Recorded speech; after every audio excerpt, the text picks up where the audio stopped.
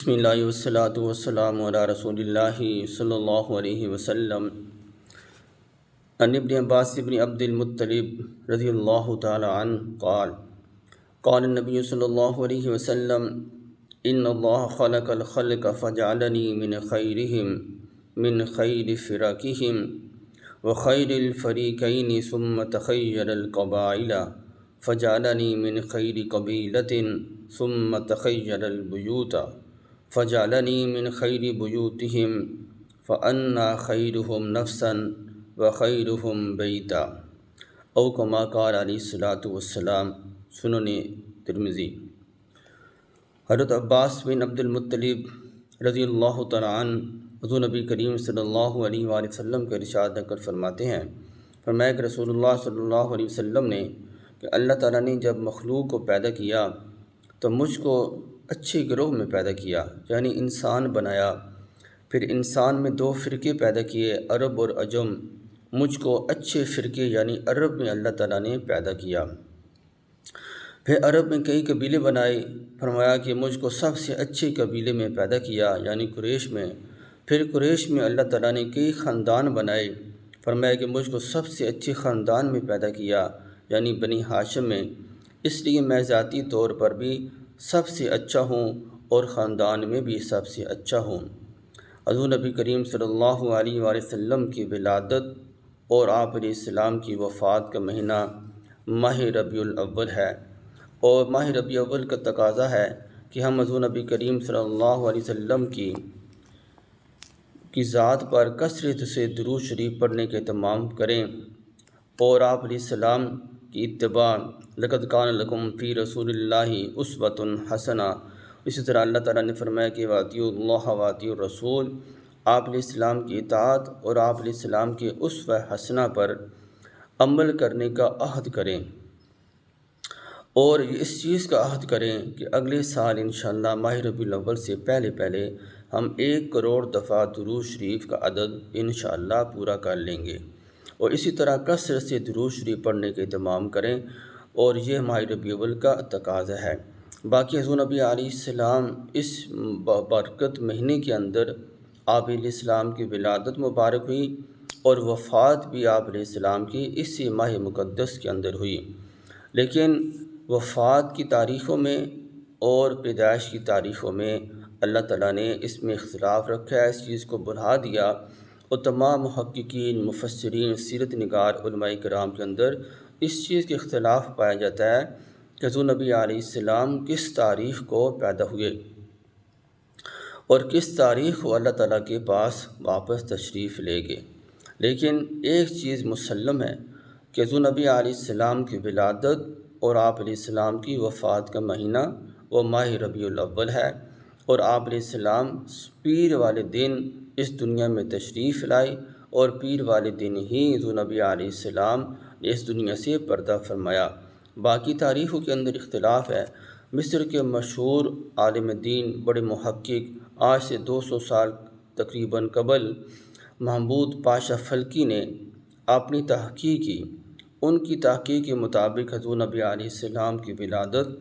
9 ربیع الاول کو ہوئی، اور آپ علیہ السلام کی وفات 12 ربیع الاول کو ہوئی۔ اسی طرح بڑے مشہور و معروف سیرت نگار، محقق عالم دین علامہ شبلی نعمانی رحمۃ اللہ تعالیٰ علیہ نے اپنی مشہور زمانہ کتاب سیرت النبی صلی اللہ علیہ وآلہ وسلم کے اندر جو 6 جلدوں پر مشتمل ہے، اس کے اندر حضور نبی علیہ السلام کی ولادت مبارک 9 ربیع الاول کو لکھی۔ اسی طرح ایک اور بڑے مشہور و معروف عالم دین، سیرت نگار، محقق، مفکر عالم دین گجرات کے رحمۃ للعالمین صلی اللہ علیہ وآلہ وسلم کتاب کے مصنف قاضی سلمان منصور پوری، جو ایڈیشنل سیشن جج بھی تھے، تو انہوں نے اپنی تحقیق کے مطابق انہوں نے فرمایا کہ حضور نبی علیہ السلام کی تاریخ ولادت 9 ربیع الاول کو ہوئی، اور وفات حضور نبی علیہ السلام کی 12 ربیع الاول کو ہوئی۔ مفتی رشید احمد لدھیانوی رحمۃ اللہ تعالیٰ علیہ وہ فرماتے ہیں کہ جو عوام کے اندر یہ چیز مشہور ہو چکی ہے کہ آپ علیہ السلام کی ولادت اور آپ علیہ السلام کی وفات کا دن وہ 12 ربیع الاول ہے، فرمایا کہ یہ غلط ہے۔ آج تحقیق کا زمانہ ہے، نت نئی ایجادات ہو رہی ہیں، ترقی یافتہ دور ہے، نئی چیزیں ایجاد ہو رہی ہیں، اور کئی سالوں کی جنتریاں اور کیلنڈر وہ تیار ہو رہے ہیں۔ تو اس تحقیقی دور کے اندر حضور نبی علیہ السلام کی تاریخ ولادت اور وفات کا معلوم کرنا کوئی مشکل نہیں ہے، اور آپ علیہ السلام کے صحابہ آپ علیہ السلام کے ساتھ بڑی محبت کرتے تھے۔ اللہ تعالیٰ نے صحابہ کو بڑا حافظہ عطا فرمایا تھا، تو پھر اس کے باوجود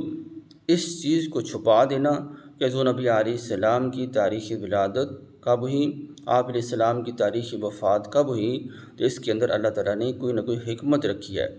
تو اس چیز کا اسلام کے اندر بھی کوئی اہمیت نہیں ہے کہ دنوں کو منانا اور دن کی اہمیت کہ فلاں دن فلاں شخصیت کی پیدائش ہوئی ہے،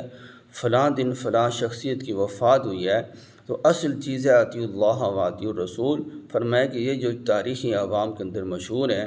یہ کوئی اصل حقیقت نہیں ہے، اصلی تاریخ نہیں ہے۔ فرمایا کہ 9 ذی الحجہ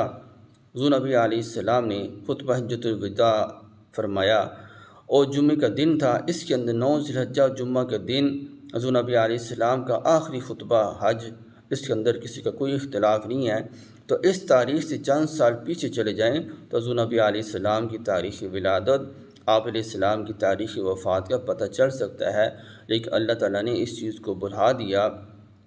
اور کسی کا ذہن اس طرف نہ گیا، تو فرمایا کہ اس چیز کا اسلام کے اندر کوئی اہمیت نہیں ہے۔ تو یہ ہے مفتی رشید احمد الدھیانوی رحمۃ اللہ علیہ کی تحقیق۔ اسی طرح علامہ مغلطائی رحمۃ اللہ علیہ فرماتے ہیں کہ حضور نبی علیہ السلام کی تاریخ ولادت وہ 2 ربیع الاول کو ہوئی۔ حضرت ابن عباس رضی اللہ تعالیٰ عنہما، حضرت جبیر بن مطعم رضی اللہ تعالیٰ عنہ، وہ فرماتے ہیں کہ حضور نبی کریم صلی اللہ علیہ وآلہ وسلم کی تاریخ ولادت وہ 8 ربیع الاول کو ہوئی، اور اکثر محققین، محدثین، علماء کرام نے، مورخین نے اسی قول کو لیا ہے۔ اور اس کے علاوہ حافظ ابن حجر عسقلانی رحمۃ اللہ تعالیٰ علیہ کی ان کی آپ نے ایک تحقیق ہے، وہ فرماتے ہیں کہ اصل میں یوں لکھا تھا ثانی عشرہ ربیع الاول، یعنی کہ ثانی شہر ربیع الاول، شہر مہینے کو کہتے ہیں، یعنی ماہ ربیع الاول کی 2 تاریخ، مگر بعد میں کسی ناقل سے لکھنے یا پڑھنے سے غلطی ہوگی،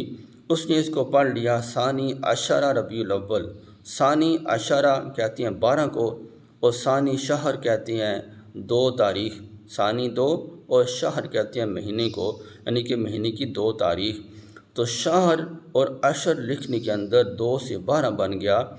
تو اس طرح 12 ربیع الاول بن گئی۔ تو اس طرح عوام کے اندر یہ بات مشہور ہوگی کہ حضور نبی علیہ السلام کی تاریخ ولادت یا تاریخ وفات وہ 12 ربیع الاول کو ہوئی۔ تو اس طرح عوام کے مورخین کے اندر، سیرت نگاروں کے اندر، علماء محققین کے اندر یہ اختلاف پایا جاتا رہا، اور اب بھی ہے کہ حضور نبی علیہ السلام کی تاریخ ولادت، تاریخ وفات وہ کس تاریخ کو ہوئی۔ لیکن اصل بات جو اسلام کا مقصد ہے وہ ہے کہ اطیع اللہ و اطیع الرسول۔ حضور نبی علیہ السلام کی یہ مہینہ وفات کا بھی ہے، اللہ تعالیٰ کے پاس جانے کا مہینہ،